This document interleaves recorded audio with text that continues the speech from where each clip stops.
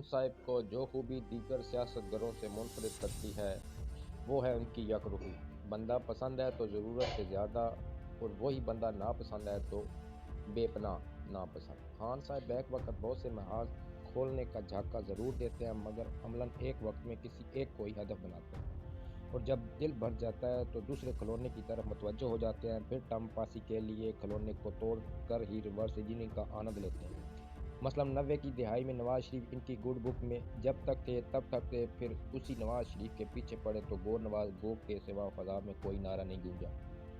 اس one dish حکمت عملی سے بیزار ہوئے تو مینیو میں زرداری کو بھی سلاد کے طور پر رکھ لیا۔ اس سلاد پر مولانا فضل الرحمان کی گارنش بھی پھیر دی۔ جب برسر اقتدار آئے تو جنرل قمر جاوید باجوہ کی فراست کے ایسے اسیر ہوئے کہ ان کی مدت ملازمت میں توسیع کے لیے تمام گھوڑے کھول لیے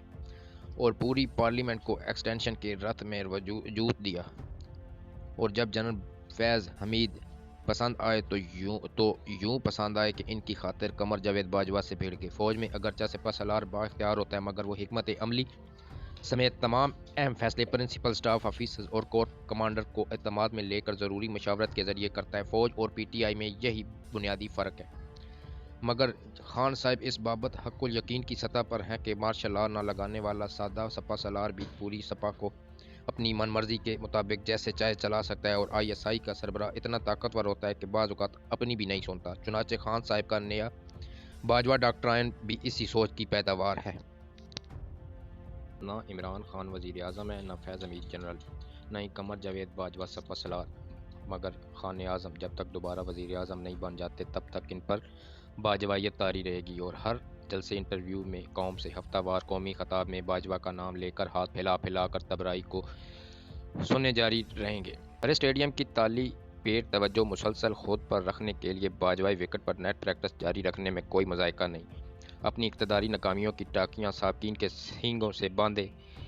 میں بھی کوئی حرج نہیں۔ یہ بھی قابل قبول ہوگا کہ میری گلی میں پچھلے 4 برس سے اس لیے پانی کھڑا ہے کیونکہ باجوہ نے سولنگ نہیں لگانے دی۔ خان صاحب کی کچیچیاں اپنی جگہ پر، انتخابات تب ہی ہوں گے جب اطمینان ہو جائے گا کسی کو اتنی اکثریت حاصل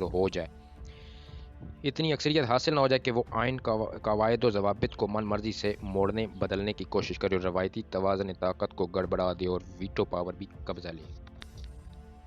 خان صاحب چاہیں نہ چاہیں انہیں بادشاہ گروہ کی بااعتماد مسلم لیگ کاف اور اسی کشمکش و خمیر سے اٹھی کچھ دیر ضروری جماعتوں کو